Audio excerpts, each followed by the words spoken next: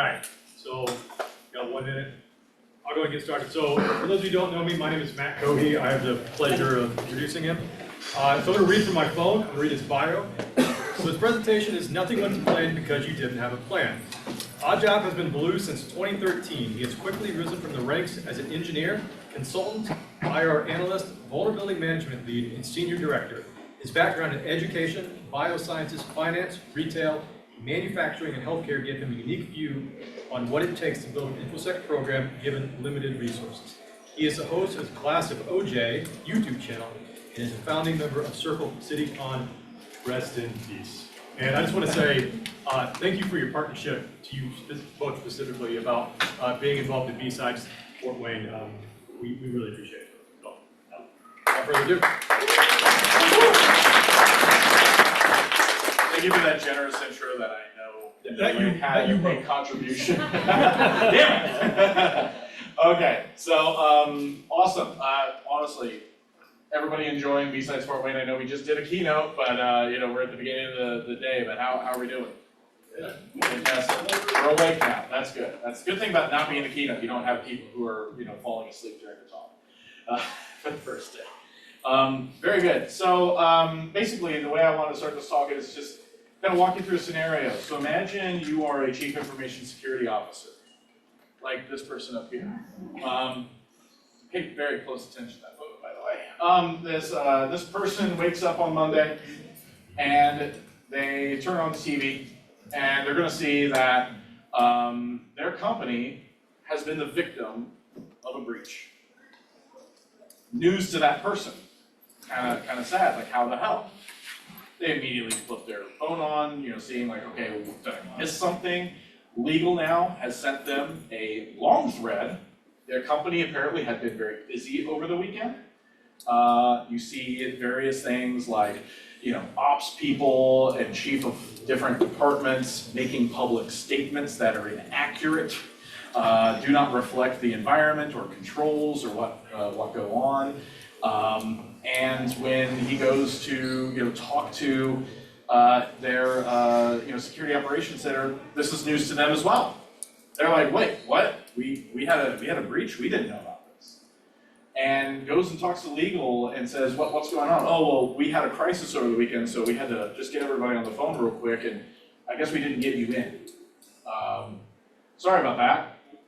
Now the CEO's calling you and saying, hey, the board's needing an update on this, and audit is getting questions from our third parties and our partners and our customers, and they want answers.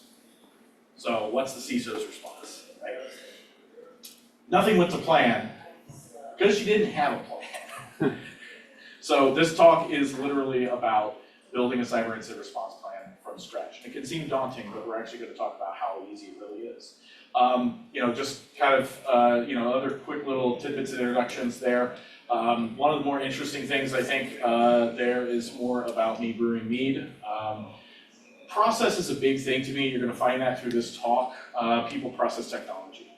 And so process is very important. And whenever you go into anything, whether it's cooking or brewing, it is a process. And everything can be broken down into component parts. Some process get a little involved. Some process requires some understanding about when you're actually done with a certain step and understanding how to coordinate that. But whether it's cooking, or whether it's brewing, honestly, mead is probably the most simple process if you want to get started brewing, but it is a process nonetheless. And you can get amazing results from simple ingredients and really good tasting things that make you feel fun things. You can get amazing results from following a good process and having good processes in place. You find out all the different ways then to improve your process, from cleaning your materials to setting up a rack and figuring out how to do that. And it's kind of a fun way to improve process and get better and faster, getting better quality out of your product and making it easier to do. I do host Class of OJ. It's just a YouTube channel. I talk about cybersecurity stuff, as you can imagine, because my name's ODDJOBB0J. I'm now the only OJ And my gloves do fit. So, if the fez fits, you must quit anyway. So I have that.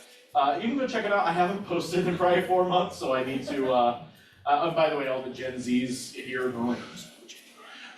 So I haven't posted in about 4 months, so I'm getting back on that with some collabs from some friends. So you'll see some more very soon. All right, so we also have another person here, kind of wondering why do we need a cyber incident response plan. So by the way, you can get all these cursed images from deepai.org/machine learning model/text-to-image. We had a little pre-talk about bias in AI, and basically, if you just say person, you're going to get white people every time.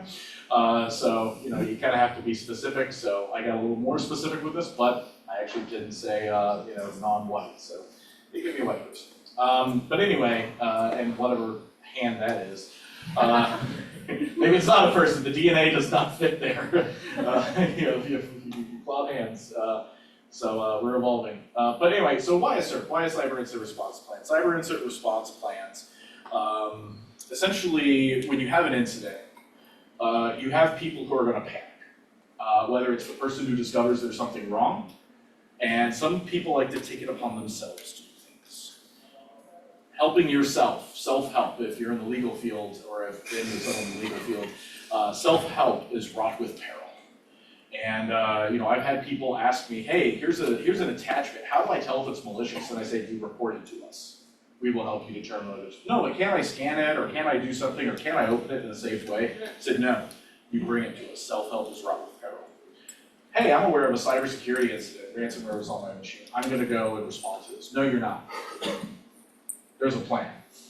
Self-help is wrought with peril. So already you have chaos in an incident where people try to help themselves. You have people who get scared shitless, and they panic, and they go and tell everybody, and now everybody knows that there's a cyber incident. And you know what? It may be a nothing burger. Because you know what? The SOC didn't know about that cyber incident that was at the beginning of my open. Turns out it was actually nothing. And everyone just made a big deal about nothing, and now the news knows that there was a breach that didn't really happen, wasn't as big of a deal as what everyone was talking about. Someone may have just emailed the wrong person, and someone got really mad. So there's a lot of different things where people don't understand and misinterpret things they're seeing, and they make them into much bigger situations than they are, and you're gonna have to be the person to calm them down. It's okay, we're fine, we can handle this. So a cyber incident response plan is meant to cut through that and to say, okay, we are now in the middle of an incident. At the very least, there's a document to whip out. There's something here that we now say, where do we start? So cyber incident response plan is great at saying, where do we start? A cyber incident response plan is not there to tell you, here's everything that could possibly happen to you that's bad, and also how to respond to it in very particular ways. That is not the purpose of a cyber incident response plan. It's giving you a framework. It's giving you a framework of who should be involved. What processes do we have at our disposal to, deal with situations? What are the types of third parties we need to engage? What requirements do we have to respond to things, and how timely do we need to be on certain things? It gives you a map. Cyber incident response plan is a map, a roadmap, and that's it. There's still all the work ahead of you to go and execute and have other processes in place, but why a cyber incident response plan? How many people in here do have a cyber incident response plan on paper in your company, and you know about it? Okay, very few. So I got some shaky hands, but not even a quarter of us in this room have a cyber incident. I could have raised my hand because I wrote one last year, and that's why I'm giving this talk. So I'm giving you the benefit of writing it from scratch. For a lower mid-sized company. So you're getting the benefit of this knowledge crammed into 30 minutes. So really, when it comes down to it, where do we start though? So, okay, we need to talk about a cyber incident and all these people I need to bring in. How are we going to organize response? Where do I even start, right? Do I start with saying, I've got this SIM and I've got the Defender, or I've got CrowdStrike, and I know I've got, Suricata out there, or I've got all these tools. What am I going to do with these tools? exact wrong end of the spectrum to start planning. That's the last thing you think about, is tools. First thing you think about, who needs to be involved? People. People are going to be involved in responding to incidents. Your tools are used by people through processes, people, process, technology. You're going to see each one of these highlighted through this talk. So people are super important. And the first thing you need to consider in the middle of an incident, and this may be something you have to go and ask. You may have to go ask a lot of people, do you need to be involved in an incident? Do you need to be involved in an incident? There's probably going to be a lot of people who say they want to be involved in an incident who don't need to be involved in an incident. That's fine. You at least capture their perspective. Why do I need to be involved in an incident? You also get people who say, oh, hell no, I don't want to be involved in this. Like, you can back me out of that. Oh, no. You really do need to be involved in this incident. It's kind of your job. You're gonna be in there, right? So you're gonna capture both of those perspectives. It gives you some insight into their willingness to respond and kind of what maybe their apprehension is. It can help you prepare later when you need to roadshow this with people. But you first need to kind of think about the people that are going to be involved, and they're really going to be broken up into some core teams. You're going to first have your SOC, Security Operations Center, also your Cyber Incident Response Team, or CERT, which is kind of an extension of the SOC, but also often involves more higher management of IT and security. But you also have your Executive Committee. So these are like your Vice Presidents and above, usually like Senior Vice President, Executive Vice President. Definitely your Chief Legal Counsel is going to be involved in your Executive Committee. You might also call it a Crisis Management Team. There could be a Steering Co, Senior Steer Co. There's a lot of different names for something like that, but I'm just calling it the Exec Co, or the Executive Committee here. So these two carry out some different tasks and are involved in different kinds of incidents. You have your SOC and CERT. Now these are your more tactical. Right? These are the people who are going and resetting passwords. These are the people who are doing forensic analysis, figuring out if a server can be blocked off from the internet, all that kind of stuff. So you have all those people that are involved. You need to know those names. You need to know those email distribution lists. You need to know those snow ticket queues. You need to know what those people are and where they exist and how they do the work, right? So you need to make sure they're recorded in your roles and responsibilities section. Which, by the way, there will be a QR code at the very end of this talk where I give you an example cyber incident response plan. So it's been neutered from a couple of different companies that I cobbled together something from. I did use it as the core of our cyber incident response plan I used in my day job. So you'll be able to at least kind of see what should this look like, and it'll give you a good springboard. There's a lot of cyber incident response plans, by the way, out there that are like 80 pages long. And they're like, yeah, here's all the stuff you need to have. And a lot of people just take that and go, great, I'm copying and pasting. And now you have a document you can't read and will never read. This document definitely has some base text that you're going to want to have in there, but it's a lot of notes as to, hey, you should write a section in here. Here's considerations you should have to write in this section. You're going to have to do some work. You're going to write, but it's not 60 pages long, so it's pretty good. But a lot of it's all grid boxes. So, with your SOC and CERT, you can also kind of separate those out. Because honestly, you don't need your cyber incident response team. You don't need even like, a legal person to help you provide privilege for an account. So, credential compromise, we reset their account, no access, no impact, okay, I don't care, close out the ticket. I didn't need to engage my cyber incident response plan for something like that, right? You may find that you are required to consider that an incident and track it some way. So add a lower level severity to your incident response plan, like severity 4. And basically say, these are things that have, have no impact, they were failed attacks, or, mere incursions that, rendered no additional access we were able to contain quickly. It was limited to one box or something, right? No privileged access was gained. So it's your low risk, low hit, even false positive kind of stuff is there. You don't need legal on that. That's just business as usual. So what I saw is, I call it taking care of business incidents. This is what we do, the blocking and tackling. But once you start getting above a certain level, now you need to go and say, now we need more incident response functionality. We need to start scouring our network and seeing where all they got. We need to make sure that they didn't get domain admin after they mimicast the cache credentials. And oh yeah, there's a domain admin Kerberos ticket in there for some reason. right? Why? Don't know, but it's there. So that's where you start engaging and say, okay, we've got a bit more of a problem. We need to spend a pretty decent amount of time on this. We don't know if there's been impact data, but we're gonna go ahead and call a cert.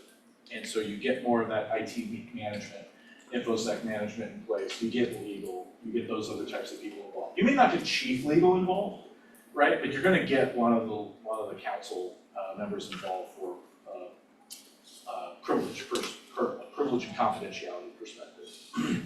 But once you start getting into something like, Step 2 or Step 1, we'll talk about severities in a bit as part of our process. That's when you start getting into executive committee territory. You don't always on a Step 2. I'll talk about it when I get to severities, but basically executive committee is your people you're gonna call at 2 a.m. on the weekend because it's that bad, right? You're gonna call them in and say, you've got to respond to this right now, or the company may not exist yet tomorrow. So that's kind of where they kind of play. And they're gonna talk at a strategic level. And you're also going to report the incident to them at a strategic level. They're gonna wanna know, is anything revenue impacting? Is anything impacting our customers? Are our customers not, if you're a SaaS provider, SaaS solution provider, are our customers not able to do their jobs at work? Do we have outage tickets all over the place? They're the people who are gonna know probably how long they can survive without, service for a certain amount of time. They also kind of start calling shots like, when do we bring certain services back up? How do we handle customers? What statement are we gonna release? What statement, if any, are we gonna release to the public? Let's engage outside counsel. We have ransomware, let's engage a ransomware negotiator. Let's talk with law enforcement and see what the FBI can do for us, or Secret Service. So you get all these different types of decisions that, it's gonna be executives making those decisions, not your IT folks. You do not want your IT folks engaging with ransomware hackers. You need someone else, right? Leave it to professionals. But they make those strategic decisions. If they need to all of a sudden spend, $500,000 to buy a bunch of technology that you didn't have, that you asked for a really long time, because you needed those controls in place to stop something like this, well, now you're gonna have to spend money. John Strand actually talked about, the budgets really open up when there's an incident, and partly because defending and being in the middle of an incident are actually two different things. There's the prevention game, but then there's the detect and response game, and that's where we're at here. They're already in, we gotta get them out. And that's a different skill set than prevention. Prevention is all the stuff you should have done around patching, hardening, having good firewall controls, identity access management, multi-factor, all those environmental controls and practices and awareness. Somewhere along the way we failed, or someone found a novel way to get in we hadn't thought about. Failure of some kind, but maybe we were doing all the right things, but someone still got in because of a reason. Now getting them out is a different skill set. Now getting them out is a different way, and that costs different. And there's different tools sometimes involved. And so you sometimes have to spend a lot of money just to buy the thing that gets them out and keeps them out for, a while longer. So that's why sometimes budgets open up right after this. And then they shrink later because, again, you're playing a different game at that point. So again, you're gonna have key contacts, right? So in each of these teams, you're gonna want to define out your key contacts. And so you want to have their names, maybe a delegate of theirs. You'll want to have things like their emails and possibly their phone numbers. Check with HR to make sure that's okay. But it's probably okay, you probably have that on their pager duties or whatever already. But think about everything from technology SME perspective. Think about your database. Think about your apps. Think about cloud. Cloud can encompass a lot, right? Sometimes you just have cloud people who do the containers. Sometimes you have cloud people who just do the network security groups or the S3 buckets. So, really kind of think, who do you need from the cloud in there? Networking, firewalls, switches, routers, domain admins. Who is watching your identity access management and responsible for kind of getting in there? Who has the enterprise admin, break glass key to your Active Directory? Nobody should have the enterprise admin account enabled all the time, by the way. You should always have that just probably disabled, or at least have a ridiculously long password on it that is saved in a break class account. Anybody in here is using Enterprise Admin as a maintenance account, like a domain admin even, stop doing that. But anyway, Enterprise Admin has like above God level access to pretty much everything in your domain. It's crazy the amount of access it has and capabilities you can do with it. But anyway, that's something you may need in order to get back in and you know, burn parts of the forest down that are bad and save the rest that can be saved. Privacy, you know, you may have that they may be more on the GRC or legal side, or they may also be on the technical side. But you're probably going to want some privacy folks there. Think of lines of business. How do we ship product? How do we make our products, right? So you might have to have logistics on the phone. If you're an OT area, right, you're going to want to talk to your manufacturing and OT environment. And you're going to want to make sure that you understand how this is going to interrupt their processes if you have to shut certain servers down. Because their device managers may rely on that being available. The Colonial Pipeline breach, right? It wasn't the SCADA systems, it wasn't the OT environment that was hacked or breached. We always kind of scream like, oh, we're running Windows 2000 in our OT environment. That's the thing that's going to get hit. No, it was their billing server, it was the ERP system that got hit. Well, guess what? All those systems over there won't dispense fuel or dispense oil if they don't know how much you're going to pay for it. So they stopped dispensing fuel. So their OT environment was reliant on a thing going up there. So they ended up having an incident that affected. But you're going to want some folks from OT involved. How do we get fuel pumping again without a tie back to this? You're going to want someone who can tell you how that gets done. You're not going to want them figuring that out on their own. Don't include them in a process. They're going to go figure that out on their own. So coordinating with them. Product, right? Manufacturing, sales. Sales folks are probably one of the people who should be the most involved with your customers. Maybe not, maybe. Has anyone ever had a renewal skip on them? It's like, wait, you didn't tell me about a renewal, right? So, so vendors aren't always that good at what they do, but, sales reps, are probably the people who are most talking to your customers. So you're probably gonna wanna have them at some point talking. And then of course, customer service, client success, all those types of people are very important. Business support, so not just how the business makes money and does its thing, but also HR. Maybe it's an insider threat. You need authorization to do some really personal investigations on this person. Just because it's an incident, you don't just get the authority to, and because you have access, you don't just get the authority to rifle through someone's email. You don't get to just rifle through someone's browsing history willy-nilly. You don't get to, figure out, the password to their, banking websites and stuff like that. You don't get to just do that willy-nilly. And in some jurisdictions, it may even not just be questionable, it may even be a huge violation of privacy. So, there's big issues there, but, HR might need to be involved in an incident. Finance, especially if you have something like a business email compromise that then redirects payments someplace else, right? Finance is already involved in the incident. They experienced a loss because of a technology-related issue. So they'll definitely need to be in legal for obvious reasons. Facilities, maybe you need to shut down a building or figure out how to get back into a building because guess what? They took out our access control systems. We need to figure out how to get into the data center. How do we do that? The man trap won't rotate so that we can, get in. We have a person trapped in the man trap, or the person trap rather. How do we get the person out of the person trap? Well, your facilities people might know. Physical security, right? Maybe different than facilities, but physical security the same way. Regulatory. How fast do we need to tell the SEC that we had an incident? You remember that?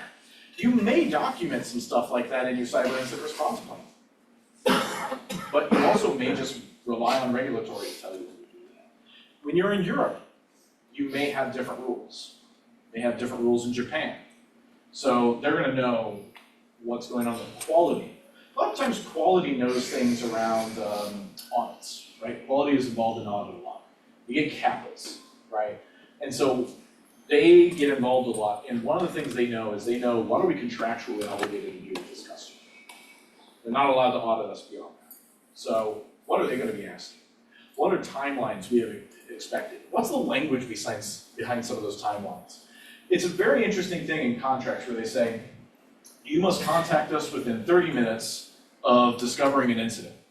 It's like, what do you mean discovering an incident? You mean confirming an incident? You know, because there's all kinds of incidents that happen that end up being false positives, but I gotta tell you immediately or I gotta tell you within a certain amount of time. So watch out for that. Third parties, so making sure you know how to get in contact with your insurance, your incident response retainer, your MSPs, law enforcement even, and of course regulators sometimes have to be involved very closely. We're moving on to process. Definitions are important to any process. So understand the difference between a security event and an incident. When does an event, so this is like a SIM alert, this is someone emailing saying, this looks weird on my computer, can you check it out? This is anything. This is someone reporting a phishing email. That's an event. That's not an incident, right? So for the purposes of your cyber incident response plan, what do you consider an incident? And you're probably going to want to look also at the definition of breach and compromise because those go to contractual and even regulatory definitions. So you're going to want to make sure you have that well defined because that's going to help you determine when this plan gets triggered. So already you've got your entry points defined. You'll want to determine and define your severities. I have seen everything from 2 severities all the way up to 5 severities in an incident response plan. I find 3 or 4 is really good. And really when it gets down to it, my SEV4s, I use 4 severities. And SEV4 is that business as usual. Yeah, we have to record it as an incident, to a degree and report on that, but these are what we start calling declared incidents. So you'll have your severity 3. This may be low impact. This may be very limited impact. But you're gonna engage your CERT most probably, but not necessarily. SEV2, okay, now we're gonna definitely have our security incident response team put together. We're gonna get IT execs and everything on the call. We might also get the executive committee involved if needed. But really, what separates severity 2 with severity 1 is I am calling the CEO at 2 a.m. on the weekend, on his vacation. So that's a different severity, right? So that's kind of your most severe. This is, if you think like service response levels or service level agreements and things like that, this is your P1. This is global outage. This is global problem. This is we just lost revenue and we can't survive 48 hours. So we need to figure out something in the next couple hours to avert an entire disaster. So you also want to consider incident categories. Incident categories can be really good. It's quick ways of just kind of saying, what's going on? Like what's really going on? And multiple incident categories can apply to an incident, right? Whether it's just the way they got in, what their goals are, things like that. So you've got like insider threat, we've got compromised credentials and phishing. Those go hand in hand often, right? How they get those compromised credentials, phishing. It's not always phishing. Sometimes you just buy them off the dark web. It's probably phishing at some point. Maybe zero-day exploits. Did anyone get hit with Arcane Door with Cisco? Did you know Cisco had a pretty bad zero-day last week? Okay, you did. So some people may have even got hit with the Cisco zero-day on routers that happened in the fall last year. So implants are fun. So zero-day exploits do happen. This is email compromise. I think it's, according to the federal government, it is the topmost loss that they see, cybercrime reported to them is business email compromise. Financial loss, data loss, and more. There could be more things. You might want to define each one of these so that everyone knows what this means. The Verizon DBIR is interesting, and you can probably gather some interesting incident categories from Verizon DBIR. Although I just find it interesting, one of their categories is hacking. Isn't almost all of this hacking? Like, what's your definition? They don't provide a definition of hacking. So if you're going to provide a definition for something, please define it. And then, you can put that a glossary at the end, or you can have this as a glossary with your severities. Okay. So at the end, now we actually get into the meat and potatoes. We're now ready for this process, right? We've already figured out who needs to be called. We already figured out, what severity we're gonna describe something. We've essentially escalated an incident. We're already actually at the triage and escalation point of our process. But identifying, right? Identifying is a very important process here. What are the ways you have available to identify incidents? So obviously I've got things in here like SIM tooling, you've got employee reports, third-party notifications, news articles, dark web monitoring, yada yada. You could go on and on. There's a lot of different ways you could get informed about some event that you may need to respond to. Okay? Triage and escalation. So this is those first bits of any incident, of any SOC playbook. For this particular alert, how do we determine whether this is actually a true positive? Do we do anything to isolate the machine immediately? Do we wait for a while before we isolate the machine? Do we call somebody first? All those types of things. And this is also a point where you might need to notify parties. So that's important to call out. Containment eradication.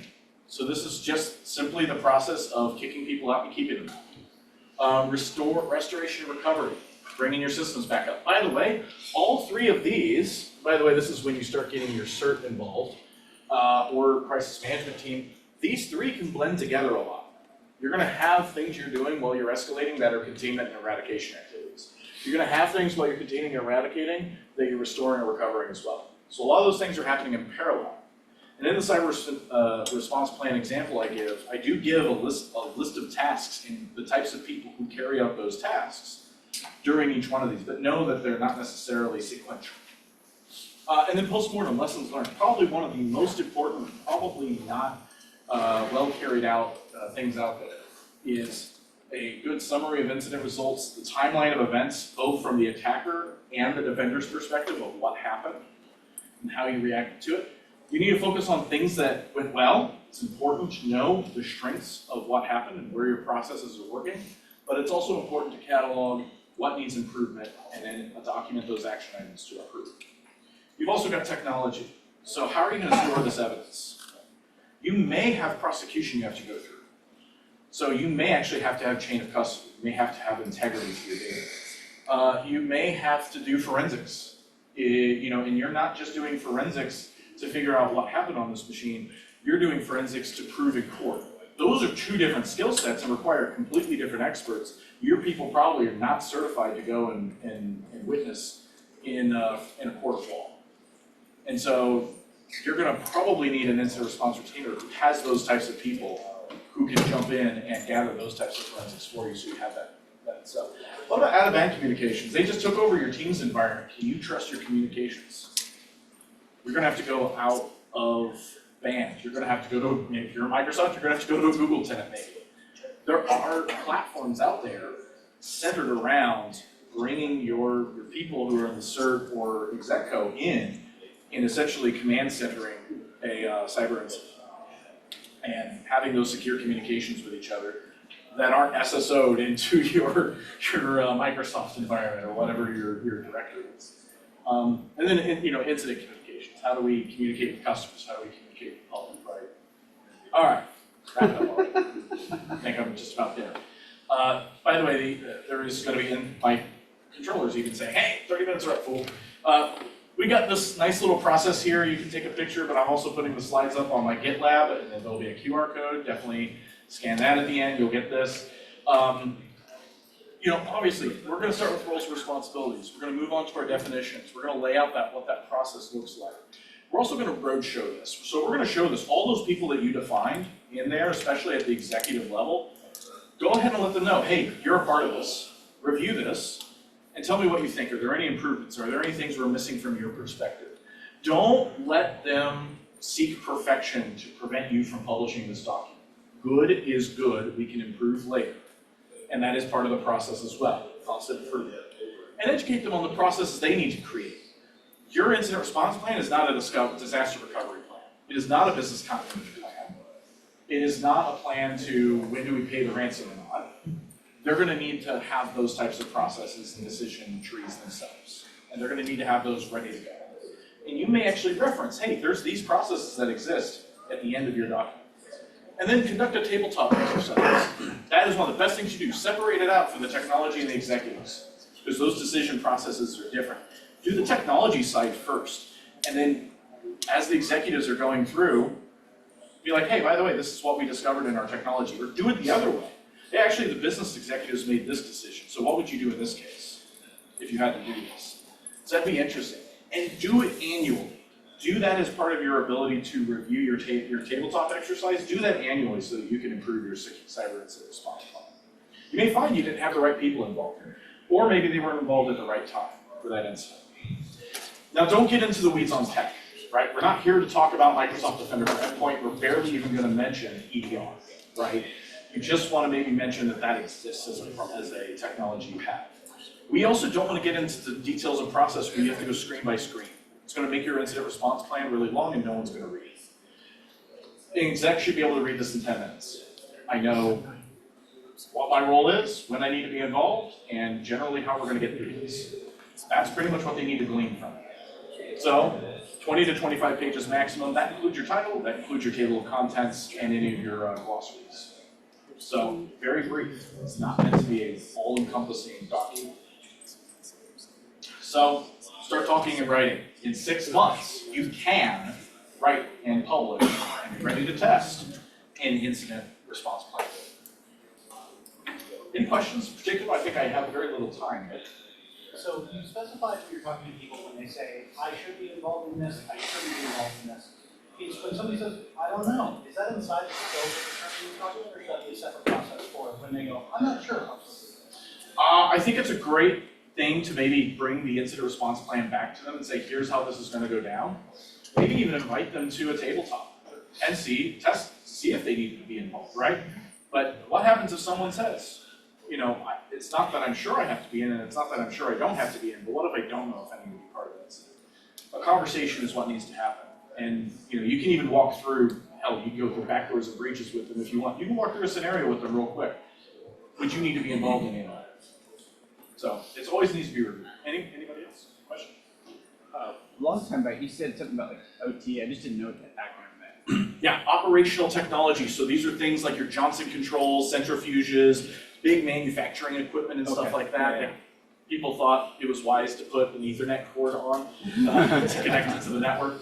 But like IoT is like, you know, Internet of Everything and other things, but it's basically your manufacturing devices, say pumps and all sorts of other machinery-based things. Okay, fantastic. If you want, you can scan this QR code. It will not push you. I know, sorry for saying pushing. It will not hack you unless GitLab is owned. But yeah, you can go to the GitLab there and you'll find that. You can also see all my socials. Feel free to connect with me. If you want my LinkedIn, ask me because I don't go by ODDJOBB or Jack Hatwick on LinkedIn. That is a pseudonym. So feel free to get with me. And hope everyone enjoys BSides Fort Wayne. Woo! QR code also has that example circuit, so you can, you know, kind of plug and play and put your own things in there, and probably most of the way to writing. So. All right, can we get another round of applause for ODDJOBB? All right, we have our next session starting in just a few minutes, and you got a few minutes, and then we'll get going. So if you guys enjoy it.